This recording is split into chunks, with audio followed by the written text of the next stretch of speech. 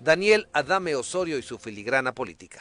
Gracias, te doy un saludo muy afectuoso para nuestra audiencia.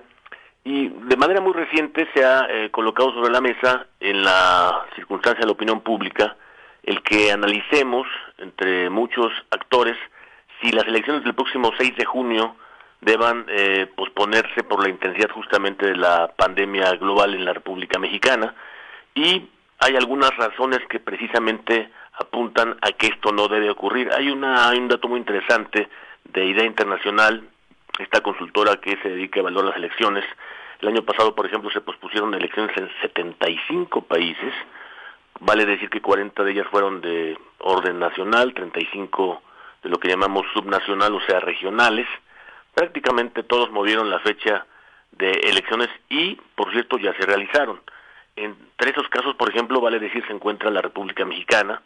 Recordamos que por la sugerencia de la Organización Mundial de la Salud, en México, el órgano autónomo habilitado para hacerlo, el Consejo de Salubridad, declaró esa emergencia, como lo recordamos, el pasado 30 de marzo del año 2020, y derivó en que ese consejo le puso en la mesa al Consejo General del INE suspendiera diversos plazos, cosa que ocurrió en las elecciones municipales del año pasado en Coahuila, en Hidalgo.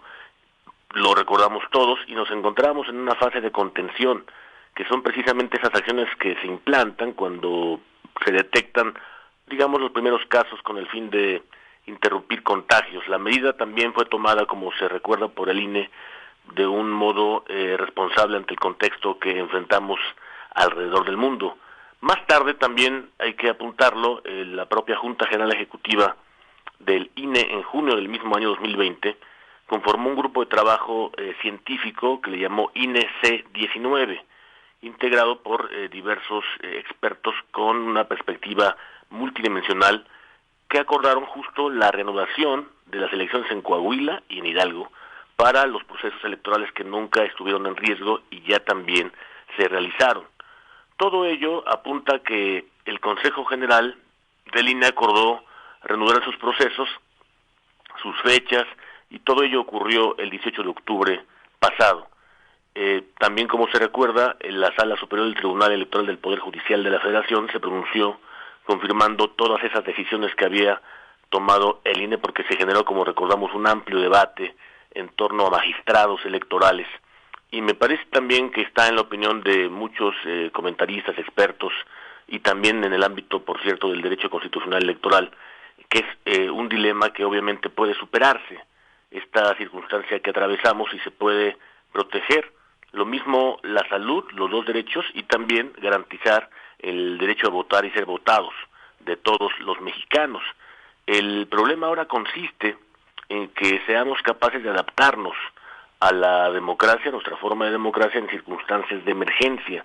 En ningún caso se debe, por tanto, sacrificar nuestra democracia. Podemos ver que en esa ruta, por ejemplo, también avanzan todas las democracias del mundo. Claro que las autoridades electorales administrativas tienen el deber de determinar las mejores condiciones en materia de salud para la emisión de ese voto, y se deben observar todas las medidas y protocolos sanitarios. Al final del camino, creo que el derecho a la salud y los derechos político-electorales no son excluyentes. Yo creo que son plenamente corresponsables y sobre todo compatibles. Hoy día, por ejemplo, también tenemos que considerar que con los datos que nos da esa consultora Idea Internacional, 105 países y territorios han llevado a cabo elecciones en tiempos de la pandemia y siguen sumándose y cumpliendo sus horarios y también sus protocolos. Es verdad también que este es un momento diferente a la primera etapa de la pandemia, en que la contención era importante y dio tiempo a la preparación.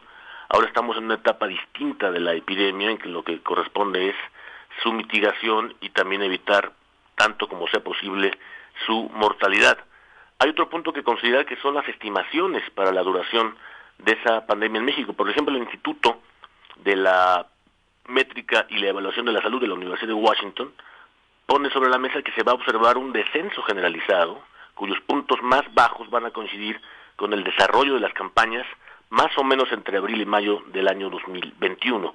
Y de hecho su piso va a estar coincidiendo con las jornadas electoral y con sus cómputos respecto de la parte administrativa, faltaría desde luego la judicial.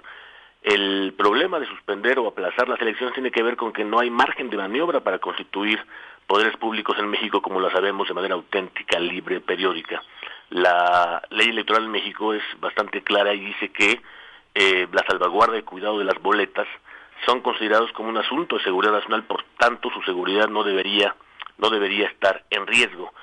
En el último caso, digamos, que nos ocupa, el propio INE ha aprobado en marzo y después en agosto de 2020 la estrategia de capacitación y también de asistencia electoral para considerar estos dos derechos y salvaguardarlos o intentar hacerlo, la parte sanitaria y la parte electoral. Al final debemos considerar que los partidos son entidades de las dos partes, de la salvaguarda de la salud y los electorales, pero sobre todo son entidades de interés público y cuentan con su propia vida interna.